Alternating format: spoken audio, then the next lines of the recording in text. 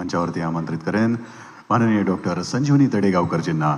अक्षरयात्री ग्रामीण साहित्य संमेलनाच्या माजी अध्यक्ष आणि आपल्या मराठीतल्या सुप्रसिद्ध कवयित्री आणि ललित लेखिका. जोरदार टाळ्यांनी स्वागत करूयात माननीय डॉक्टर संजीवनी तडेगावकरजी.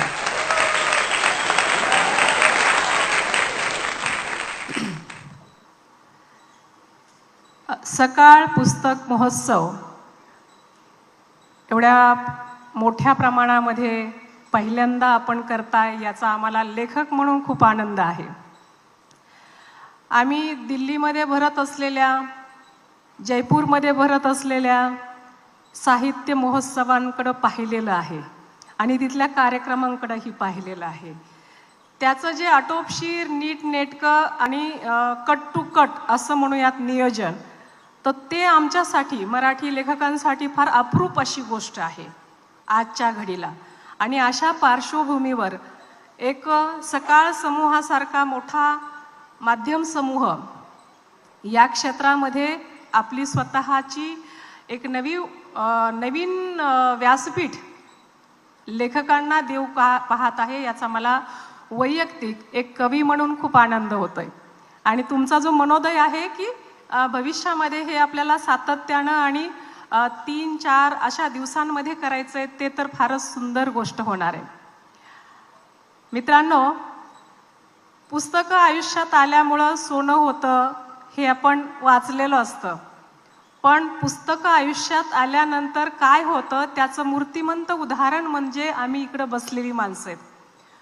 खेड्यापाड्यातून लिहिणारी, खेड्यापाड्यातून शिकणारी, नव्यानं वाचणारी आम्ही पिढी आणि पहिल्यांदा शेतकऱ्याच्या घरामध्ये पुस्तकं आणून, विकत आणून वाचणारी आमची पहिली पिढी. आणि अशी असूनही जेव्हा आम्ही पुस्तकांच्या नादी लागलो, शब्दांच्या नादी लागलो आणि त्या शब्दांनी आम्हाला एक छान प्रशस्त आयुष्य समृद्ध करणारा मार्ग दाखवला, त्यामुळं आज या ठिकाणी वैयक्तिक मला खूप छान वाटतंय की पुस्तकं जर आयुष्यात असतील तर माणसाचं काय काय होऊ शकतं. एक कविता मी तुम्हाला या निमित्तानं म्हणून दाखवते, कारण शाळीग्राम सरांचा तसा आदेश आहे की तुमची एक कविता झाली पाहिजे. निरखून पाहिलं तर अंगणच सांगते घरादाराची कळा. निरखून पाहिलं तर अंगणच सांगते घरादाराची कळा, तशीच लागते श्रद्धा. नुसतेच पाणी घालून लगडून येत नाहीत तुळशीला मंजुळा. शब्द कोरडेच आळवून पाहिले जर गळ्याने, तर त्याचे होत नाही कधी गाणे. कुणी पावसाळी आभाळ पंखावर घेऊन, तर कुणी पावलं धुळीला देऊन. असते ज्याचे त्याचे आपापल्या मुक्कामी जाणे. अशा मुक्कामाच्या अनेक कविता मी माझ्या आयुष्यामध्ये लिहिल्या. त्यातली एक कविता तुमच्या समोर ठेवते.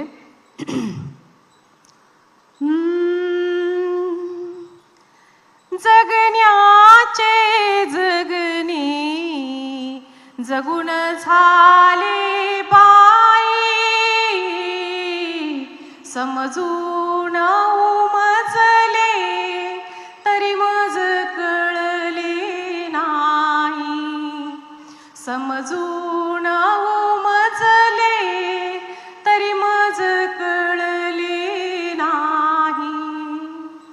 मागून जोगमा भरत गेली ओटी. मागून जोगमा भरत गेली ओटी.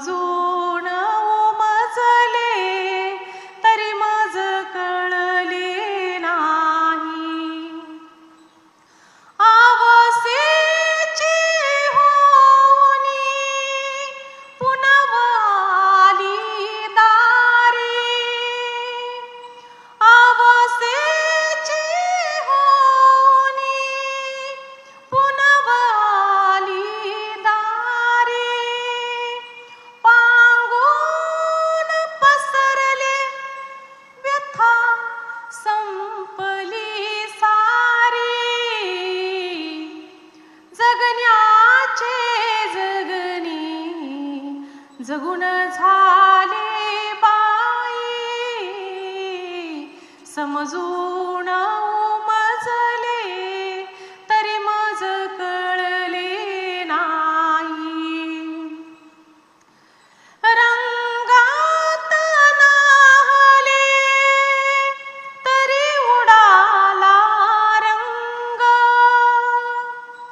रंगात नाहले तरी उडाला रंग, गर्दीत बुडाले तरी एकांत संग, जगण्याचे जगणी जगून झाले बाई, समजून उमजले तरी मज कळले नाही, समजून उमजले तरी मज कळले नाही. मित्रांनो, अलीकडच्या काळामध्ये अलीकडं मी कविता तर पूर्वीपासून लिहिते, पण अलीकडं एका वाङ्मय नियतकालिकाची म्हणजे 10 वर्षापासून मी एका वाङ्मय नियतकालिकाची संपादिका झाले. एक काम का होत नाही, मला असं वाटतं आपण लिहिलेलं, बाकीच्यांनी लिहिलेलं ही छापलं गेलं पाहिजे. आणि आत्ता अलीकडं म्हणजे 4 ते 5 कोविडच्या नंतरच्या काळामध्ये मी माझं आशयघन हे प्रकाशन व्यवसाय म्हणून पण सुरू केलेलं आहे.